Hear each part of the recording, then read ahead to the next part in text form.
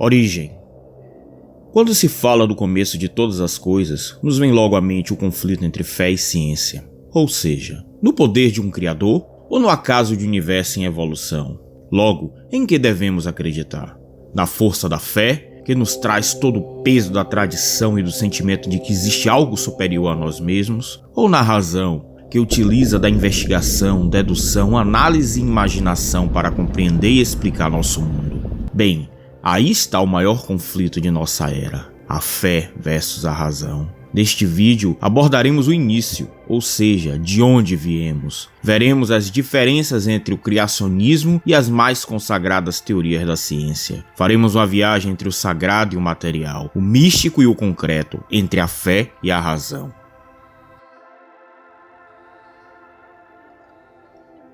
Comecemos pelo sentimento. Pense cuidadosamente. Em algum momento de sua vida você já se sentiu pequenino, como se pertencesse a algo maior, onde falta alguma coisa para preenchê-lo? Não se surpreenda se eu disser que praticamente todos nós já nos sentimos assim. Isso é parte do que nos faz humanos. Enquanto as plantas, fungos e bactérias são reativos, os animais são conscientes, mas nós, os humanos, somos os únicos autoconscientes. Para os apoiadores da fé, o motivo desse sentimento está na nossa conexão com Deus. A nossa inferioridade é a reverência perante o Criador. A sensação de pertencimento se deve ao fato de realmente pertencermos a algo maior, o plano divino. Porém, se perguntarmos a um cético racionalista, esse responderá que se trata de um mecanismo psicológico, herança de milhares de anos de gerações de nossos ancestrais que enxergavam nos fenômenos naturais as mais diversas divindades que controlavam seu mundo. Não que essas divindades realmente existissem, mas eram apenas uma tentativa de explicar seu mundo sob um ponto de vista primitivo. Não é possível falar de fé sem antes entendermos de onde ela emana. Claro que eu estou falando do livro mais conhecido, lido e traduzido para os mais diversos idiomas na história, a Bíblia. A crença de que este livro é a palavra de Deus é tão grande que algumas pessoas estavam dispostas a morrer por esse propósito. Sob o comando de Nero, centenas foram devoradas por leões, ou preso a estacas e queimadas por Blood Mary, a rainha da Inglaterra. Outros usaram este livro como justificativa para as cruzadas, que ceifaram centenas de milhares de vidas inocentes. Mas exatamente, como surgiu esse livro que inspira milhões por milhares de anos? A história da Bíblia começa 1500 anos antes de Cristo, com Moisés, quando lhe foi dado os 10 mandamentos. Moisés foi chamado a subir o monte pela segunda vez e Deus deu a ele os direitos dos povos, os direitos de propriedades e os direitos ao culto. Ao retornar do monte, Moisés escreveu as palavras do Senhor. Isso tornou-se conhecido como o livro de Papanak. Esses, retirados dos registros de Bacalamalec, tornaram-se o início das sagradas escrituras que hoje chamamos de Bíblia. Foram 1500 anos para compilá-lo e mais de 40 autores em 3 línguas diferentes. Muitos dos que escreveram eram reis ou guerreiros e outros eram fora da lei. Tudo que foi produzido tornou-se para nós 2 testamentos reunidos em 66 livros.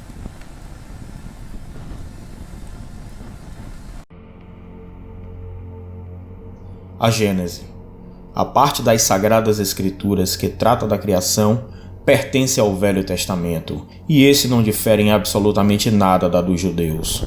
Essa era dividida em 3 partes: a lei, ou que eles se referem como Torá, os profetas e os escritores, que eles se referem como hierografia. A escrita era primitiva e não havia letras minúsculas, vogais ou sinais de pontuação, e nenhum espaço entre as palavras, e era escrita do lado direito do papel para o lado esquerdo. Havia 22 livros na Bíblia, entretanto era exatamente o mesmo material que está nos 39 livros atuais do Velho Testamento. Segundo a Gênese, tudo no universo foi feito em 6 dias, tendo Deus descansado no 7º. Primeiro dia. O início é a designação da potência ao afirmar: no princípio criou Deus os céus e a terra. E a terra era sem forma e vazia, e havia trevas sobre a face do abismo, e o Espírito de Deus se movia sobre a face das águas. E disse Deus: haja luz, e houve luz. E viu Deus que era boa a luz. E fez Deus separação entre a luz e as trevas. E Deus chamou a luz dia, e as trevas noite. E foi a tarde e a manhã do primeiro dia. O movimento de Deus sobre a face das águas pode ser entendido como a energia vibrante da criação que causou a expansão e o nascimento das leis que regem o mecanismo do universo. Neste momento, temos então a criação da energia, matéria, espaço e tempo, bem como o surgimento das forças gravitacional, que é a força que rege a atração dos objetos, eletromagnética, que é a força entre o elétron e o núcleo de um átomo, e a nuclear, que é a força entre os prótons e os nêutrons no núcleo atômico. É importante salientar que a luz surgiu após a criação dos céus e da Terra, o que é surpreendentemente semelhante às teorias mais modernas que a ciência nos apresenta.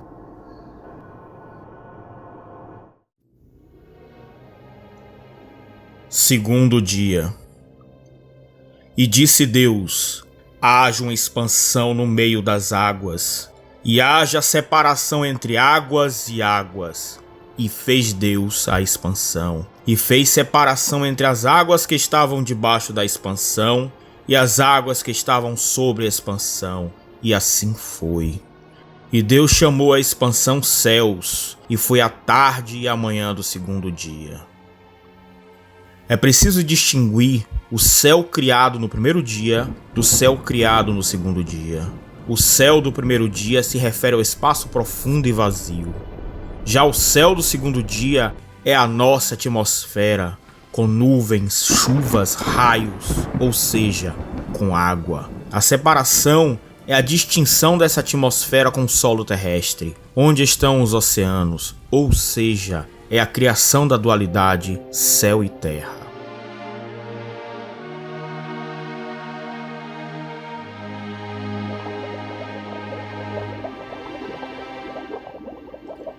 Terceiro dia. E disse Deus: ajuntem-se as águas debaixo dos céus num lugar, e apareça a porção seca. E assim foi. E chamou Deus a porção seca terra, e o ajuntamento das águas chamou mares. E viu Deus que era bom. E disse Deus: produza a terra a erva verde, erva que dê semente, árvore frutífera que dê fruto segundo a sua espécie, cuja semente está nela sobre a terra. E assim foi. E a terra produziu erva. Erva damos semente conforme a sua espécie, e a árvore frutífera cuja semente está nela conforme a sua espécie. E viu Deus que era bom. E foi a tarde e a manhã do terceiro dia. Aqui nós temos as principais divergências entre as teorias evolucionistas e a criacionista bíblica. Primeiro, é a inversão de que as águas e a atmosfera surgiram antes da Terra seca.